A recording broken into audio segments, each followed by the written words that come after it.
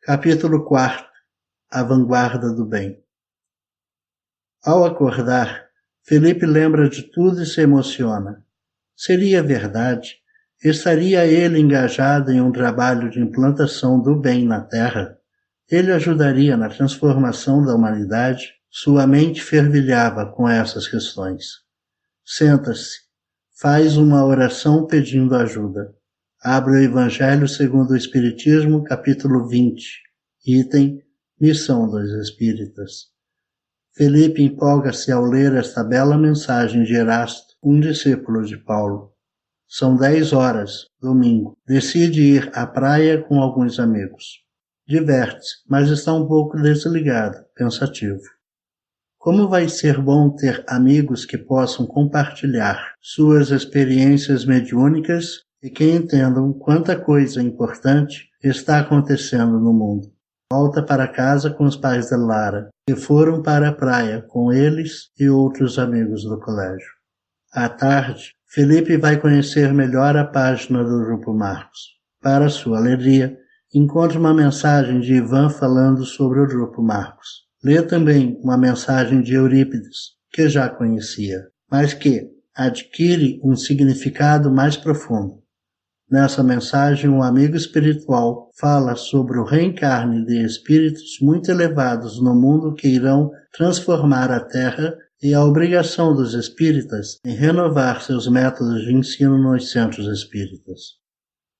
Pensa por um instante, e se tudo for apenas imaginação? Resolve utilizar os critérios de Kardec. Abre em seu computador o livro dos médiuns e procura algo que lhe ajude a melhor analisar a mensagem de Eurípides Barçanufo. Estuda no capítulo 24 o item Como distinguir os espíritos bons e maus.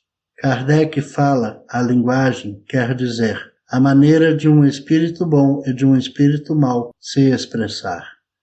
Fala sobre o conteúdo dos ensinos dos espíritos elevados que estão sempre preocupados com a educação espiritual das pessoas. Uma orientação de São Luís, o anjo guardião da Sociedade Parisiense de Estudos Espíritas, chama a atenção de Felipe. Por maior que seja a legítima confiança que inspira os espíritos que presidem aos vossos trabalhos, há uma recomendação que nunca será por demais repetida e que deveis tê-la sempre presente em vossa mente.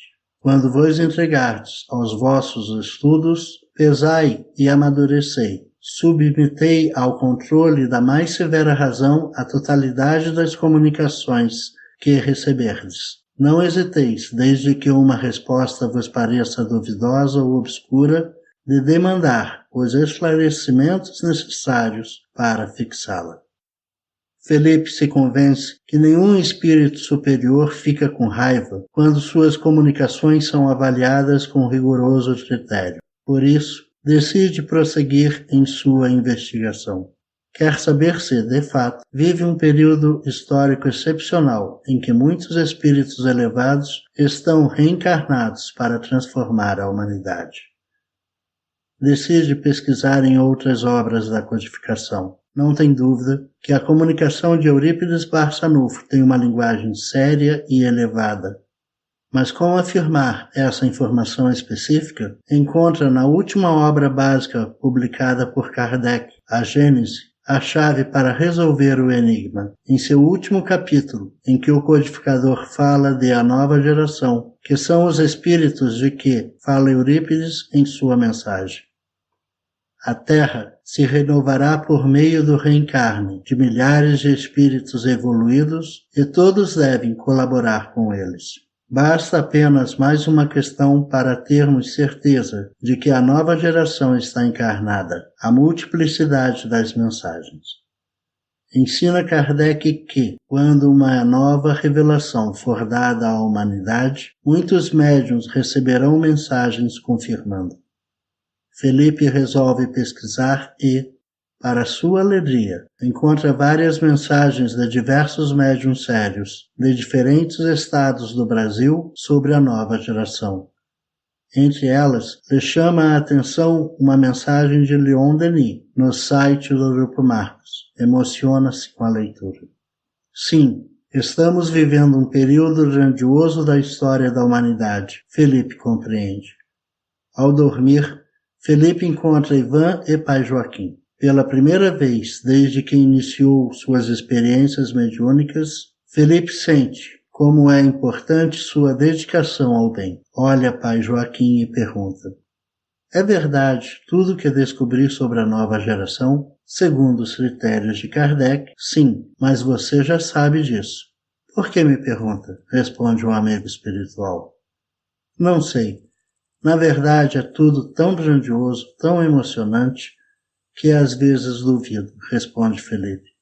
Entenda, meu filho, aceitar o amor de Deus às vezes é difícil, mas o bom senso nos diz que o Pai nunca deixa órfãos seus filhos. A hora chegou em que a miséria material, a solidão, o abandono dos mais fracos e o abuso da natureza devem cessar. Deus nunca emprega a violência para educar os filhos que ama. Envia neste momento espíritos valorosos que irão, pelo exemplo e pelas realizações científicas e sociais, mostrar o caminho da sabedoria. Todos que quiserem, apesar dos erros já cometidos, poderão aprender com eles e, no futuro, viverem em uma sociedade muito superior à atual, explica o amigo. Que emocionante, exclama Felipe. Mas a cada um segundo a sua obra, comenta pai Joaquim, e Felipe entende que, além da empolgação saudável, deve doar algo de seu. Quero trabalhar mais, vou dedicar a maior parte da minha vida à tarefa da educação espiritual, fala Felipe. Sim, concorda pai Joaquim sem nenhum espanto. Isso está em sua programação reencarnatória. Minha programação? Espanta-se Felipe. Sim, você não acha que reencarnou como bicho, acha, meu filho? Ivan sorri alegremente ao ouvir a afirmação espontânea de pai Joaquim ante o espanto de Felipe, que ainda não tinha se dado conta que tem uma programação espiritual a cumprir. Lembre-se do trecho da mensagem de Eurípides que diz que os novos reencarnantes devem conhecer suas missões na Terra, continua pai Joaquim. Sim, mas eu não sou um espírito superior que vem reformar o mundo, fala Felipe. Não é espírito superior, mas deve ser espírito trabalhador, comenta mais uma vez pai Joaquim, com bom humor e continua. Vamos mostrar como, trabalhando em conjunto, podemos ajudar os reencarnados a lembrar de suas programações espirituais. Que tal começarmos com você? Comigo? Indaga Felipe. Por que não? Você está com medo? Indaga pai Joaquim. Na verdade, estou. Ótimo. Assim também ensinamos você como lidar com o medo, concluiu sorrindo pai Joaquim. Ele realmente está bem-humorado, pensa Ivan e em seguida fala.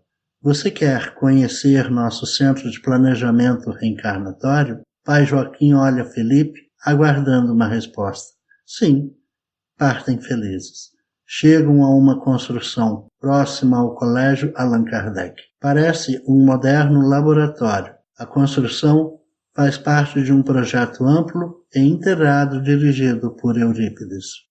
Como você lerá no livro Meu Amigo Eurípides Barçanufo, uma característica de nosso diretor é a integração entre educação, saúde e espiritualidade. Obviamente, incluindo uma intensa vivência mediúnica, explica Ivan.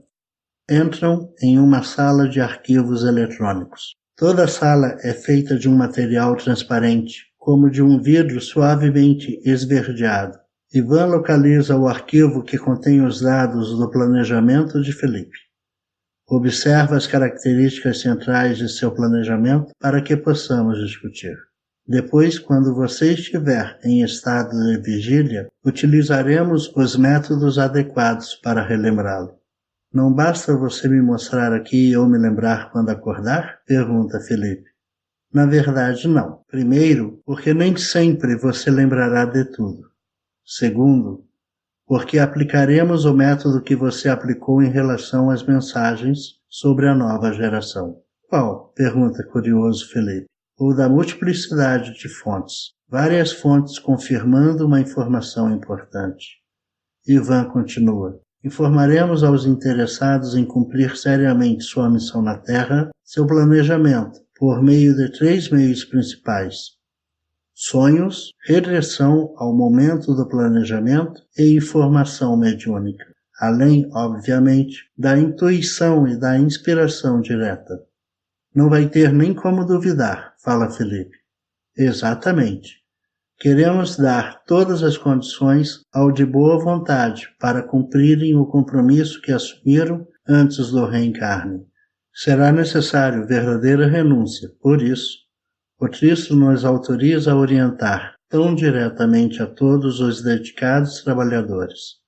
Vamos começar. Pede Felipe, está curiosíssimo para saber onde se meteu. Não vamos estudar o seu passado agora, mas é importante você saber que toda programação espiritual considera o passado de cada um de nós, nossos erros e acertos. Além disso, nunca planejamos tarefas impossíveis de serem cumpridas. Como ensina Jesus, Deus não põe um fardo pesado em ombros fracos. Qual a minha primeira tarefa? Quer dizer, qual a minha principal tarefa que tenho no mundo? Pergunta Felipe.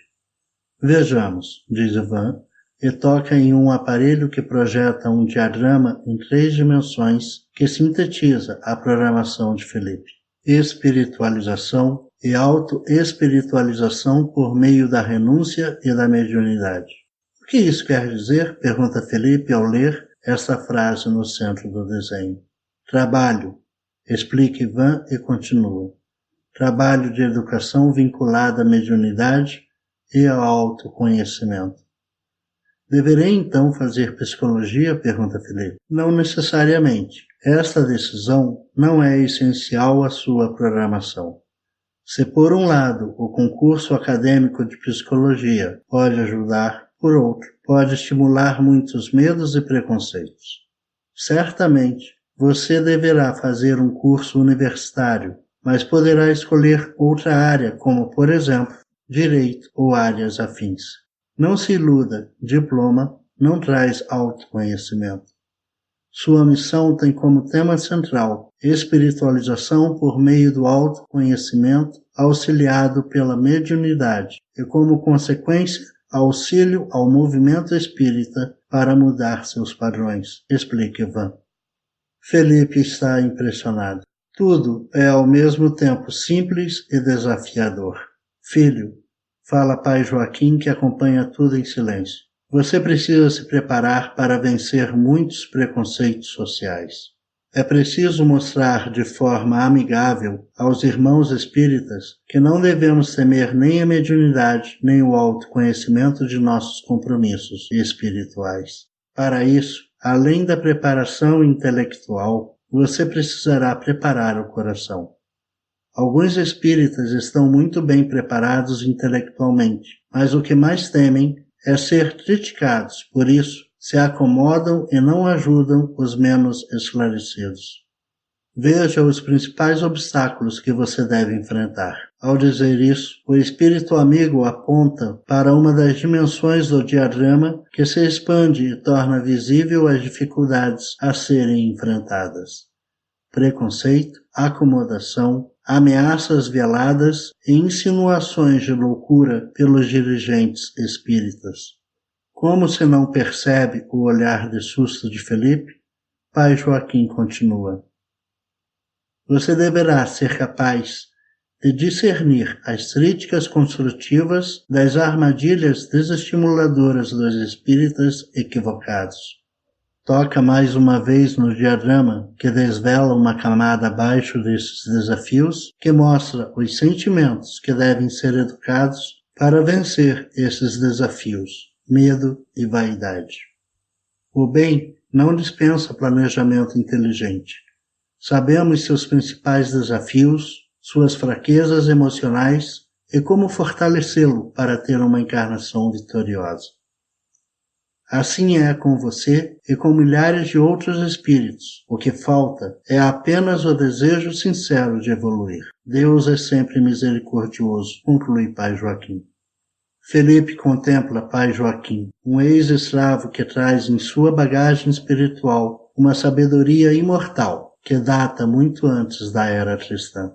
Nunca pensei que tudo fosse tão bem organizado, que tivesse um planejamento que considera meus desafios, minhas virtudes e minhas fraquezas, além de analisar os tipos de ameaças e pessoas que eu terei de conviver, fala Felipe. Assim acontece com a maioria dos espíritas, mesmo os dirigentes espíritas. Fala-se sempre em planejamento reencarnatório, mas poucos entendem a profundidade desses planejamentos e a importância de conhecê-los detalhadamente. A maioria dos doutores em espiritismo desconhecem o próprio planejamento. Curiosamente, muitos falam de reencarnação e do planejamento, mas são contra conhecê-los. São os velhos sacerdotes que se acostumaram comodamente a dizer: isto está nos mistérios, ao invés de investigarem.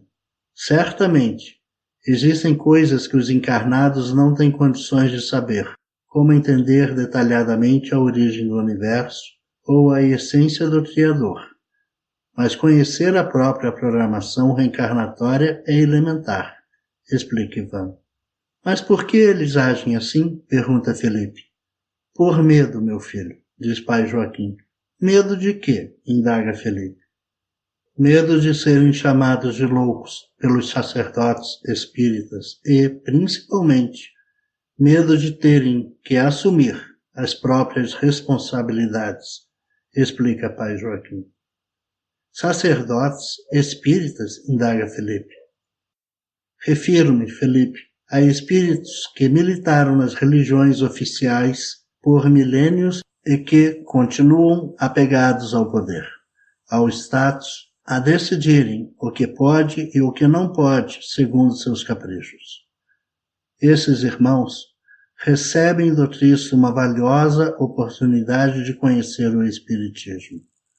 Infelizmente, muitos não venceram o velho homem e querem manter-se no poder em evidência e condenam tudo que é diferente de suas antigas religiões ou que poderiam comprometer-lhes a ilusória posição de mando. Qual a relação disso com minha programação reencarnatória? Questiona Felipe. São eles que serão a fonte de seus testemunhos. Explica Ivan com naturalidade e continua. É importante que você entenda que eles não são seus inimigos, apenas agem como agiram no passado. Não conseguiram superar a si mesmo, por isso, lhe combaterão com as armas que sempre usaram, a calúnia, a ameaça e insinuações de perturbação espiritual. São espíritos viciados em jogos de poder e não aceitam uma proposta verdadeira de autoconhecimento vinculada à mediunidade, mesmo sendo trabalhadores espíritas. Mas são todos assim? Pergunta Felipe assustado. Na verdade, não, mas a maioria dos espíritas encarnados teme causar polêmicas e preferem comodamente seguir estes sábios. Ao invés de consultar a codificação, ao invés de observar atentamente o exemplo de Eurípides Barçanufo, a quem Chico Xavier chamava de apóstolo. Eles afirmam respeitar Allan Kardec e Eurípides Barçanufo, mas não seguem seu exemplo. Vivem mais para o institucionalismo do que para o cristianismo. Como assim institucionalismo? Chico Xavier, por exemplo, psicografava em casa. Para muitos, isso é perigoso e deve ser totalmente proibido, quando o certo é avaliar cada caso e não criar uma regra absurda. O mesmo vale para a idade de participação em reuniões mediúnicas. Ivone Pereira, Chico Xavier começaram a psicografar adolescentes.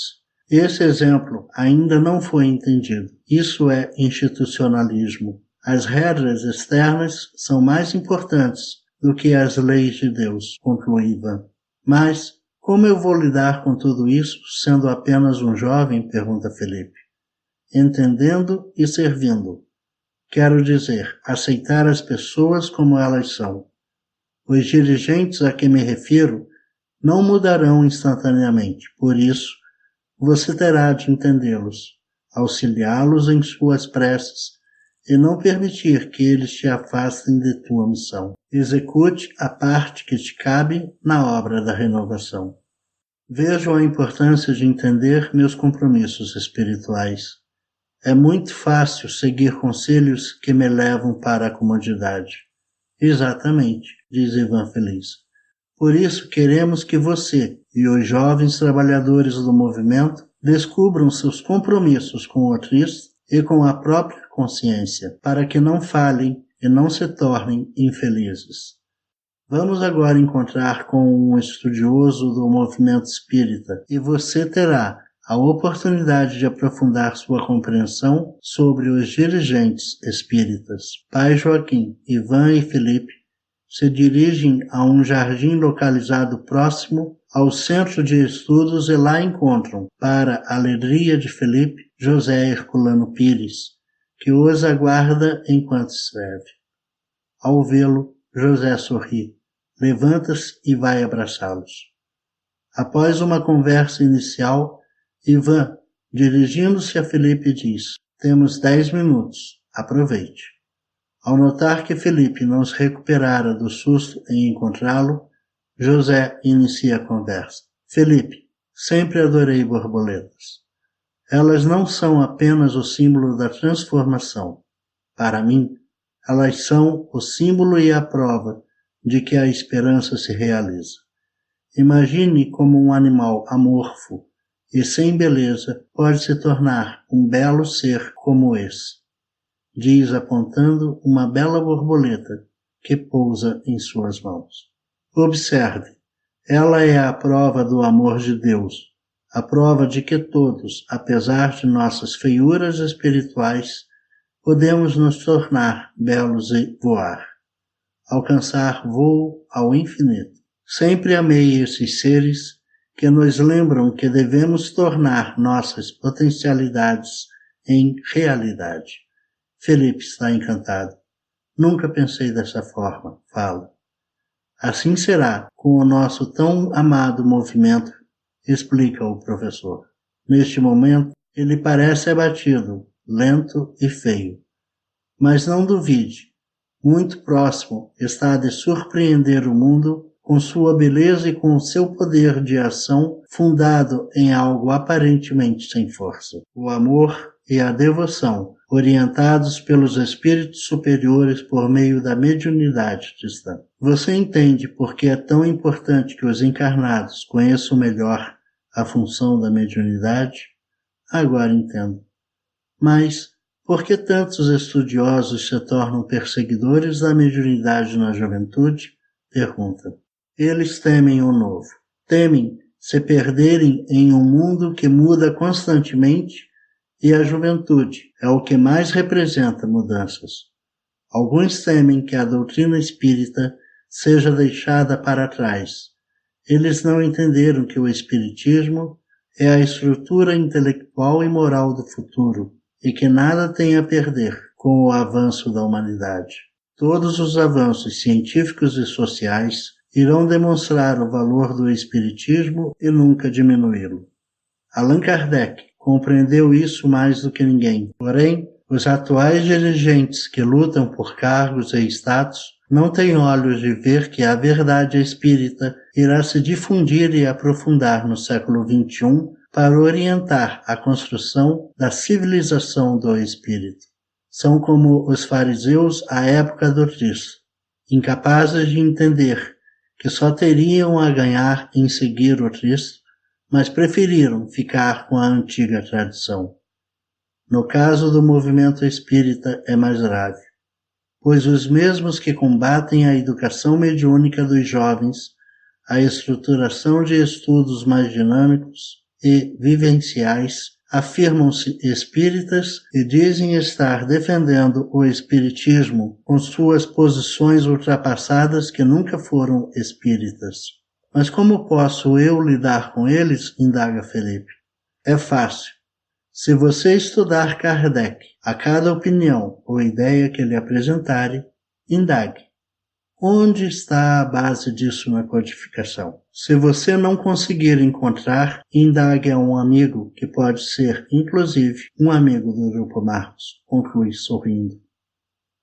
Mas você também participa desse grupo? Como poderia não apoiar uma iniciativa que tem por meta a real valorização da codificação? É importante você entender. O Grupo Marcos não é um grupo guru. Não. Não peça simplesmente uma resposta. Questione sempre onde encontrar, na codificação e na revista espírita, a resposta que você precisa. Você entendeu? Sim, entendi. Não vou simplesmente aceitar uma opinião. Exatamente. Esse hábito dos atuais espíritas em se orientar pelas opiniões dos famosos é algo negativo. Principalmente quando se confunde fama com conhecimento doutrinário. Infelizmente, muito palestrante modelo é mais modelo do que espírita, conclui sorrindo. Mas é errado pedir uma opinião? Não, claro que não. Mas você não deve se tornar um pedinte de orientação. Quando você indaga por uma fonte de estudo, você se torna um companheiro de aprendizado. Ao invés de adoração vazia, teremos companheiros de aprendizado. Esse é o paradigma da educação que defendemos.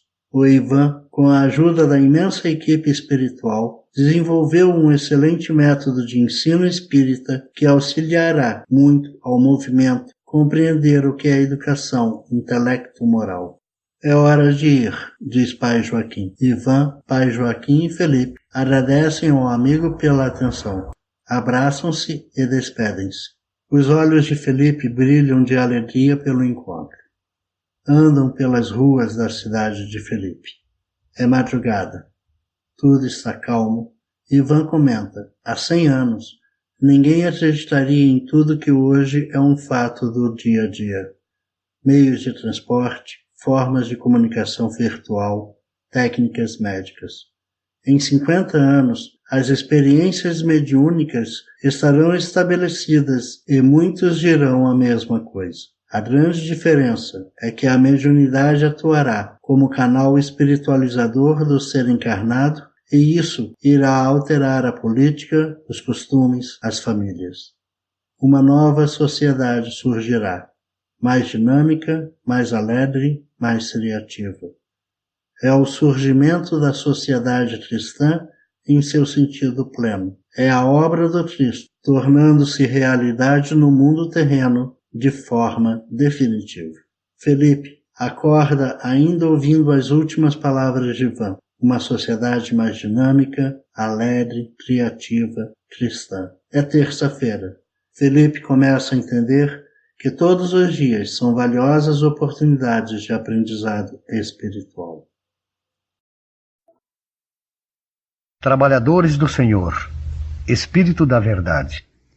Chegastes no tempo em que se cumprirão as profecias referentes à transformação da humanidade.